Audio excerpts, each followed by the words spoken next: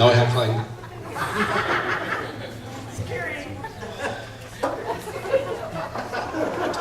You know, I was honored when Emily asked me to do this, but just this moment, I realized that she just thought there might be a lot of people out there that pay $5 to see me make a fool of myself.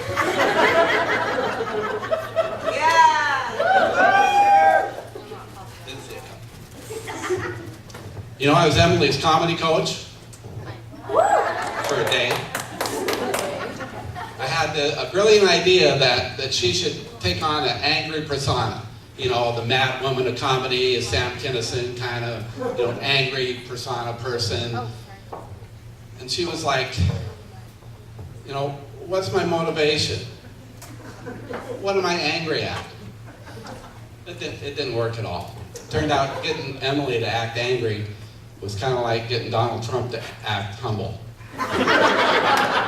It didn't work, just didn't work. Let's get raptured up to heaven in May. Anybody? A few. I recognize him. I didn't really recognize too many people. It kind of happened suddenly in the middle of the night. I didn't see it coming. Didn't see a lot of people up there that I knew. Didn't see Osama bin Laden.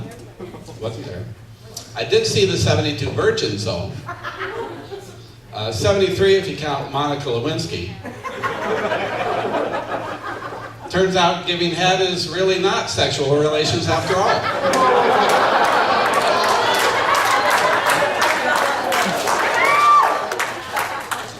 But they sent me right back down. You know, it turns out they canceled the apocalypse. There was a lot of legal problems. Apparently there's a dispute about Armageddon between Satan and God. You know, Satan said one thing, God said another. I didn't know who to believe, really. I think you can all rest assured it's not going to happen for a long time. They have a lot of legal problems up there in heaven, and no lawyers to sort them out.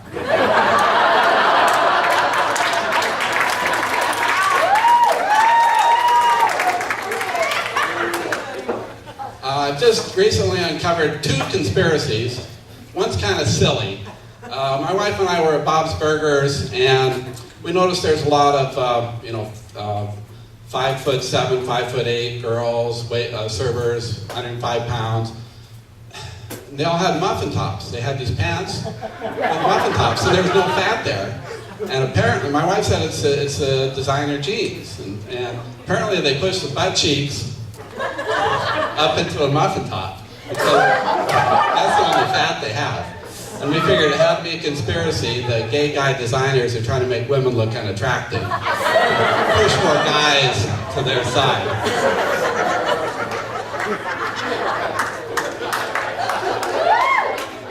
The other conspiracy is a lot more dangerous, a lot more insidious, and we really got to wake up. I recently discovered that aliens have invaded the Department of Transportation. It makes sense if you think about it.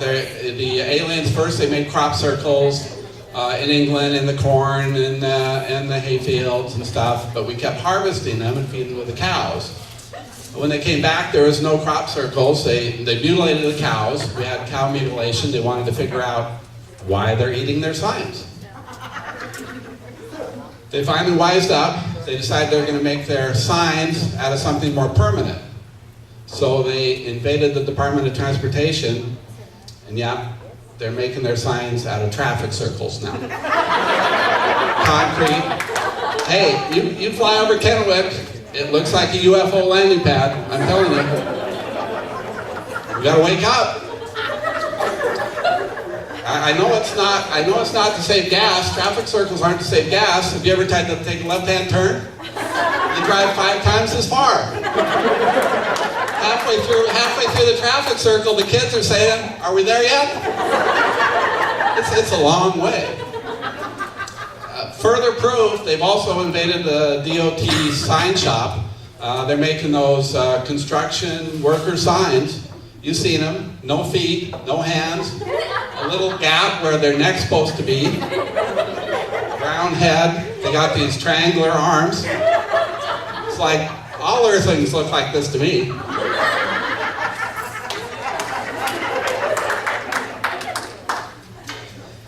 So by now, if you didn't know before, now you know I'm not really a comedian. I have a lot more prestigious day job than a comedian.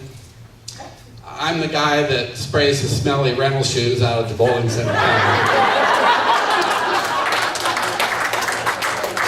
I'm kind of like a flair bartender, though. You know, I twirl the shoes, hold the match up to the aerosol, shoot some flames out.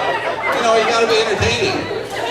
I believe, you know, no matter how low your job is, it's how the pride you take in it, in your job, and how well you do it.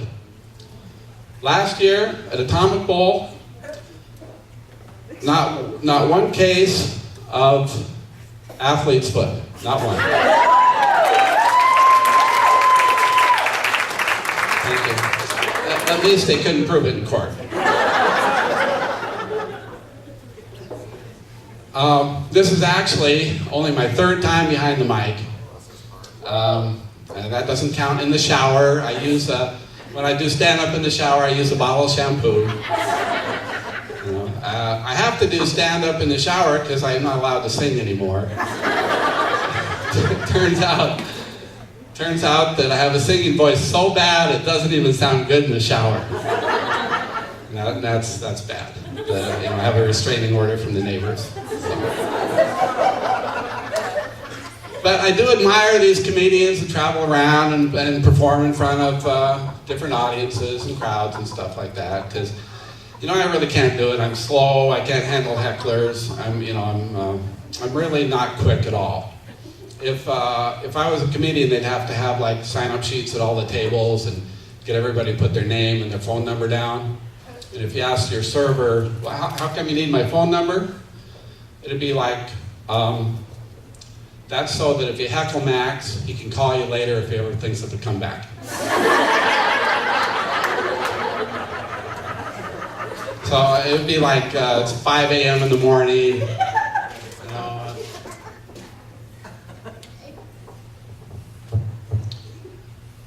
oh yeah? Well, you look like the love child between Rosie O'Donnell and Lyle Lovett.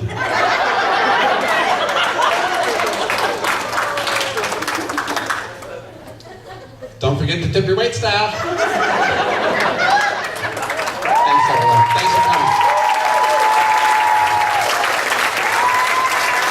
Hey, good job, Max. Give it up for Max. Made the show happen. Max. He's great, huh? Third time. Shut your face, he's funny. You're like, fine, I'll shut it. And now I'm supposed to do that. I don't know, figure it out through your nose or something.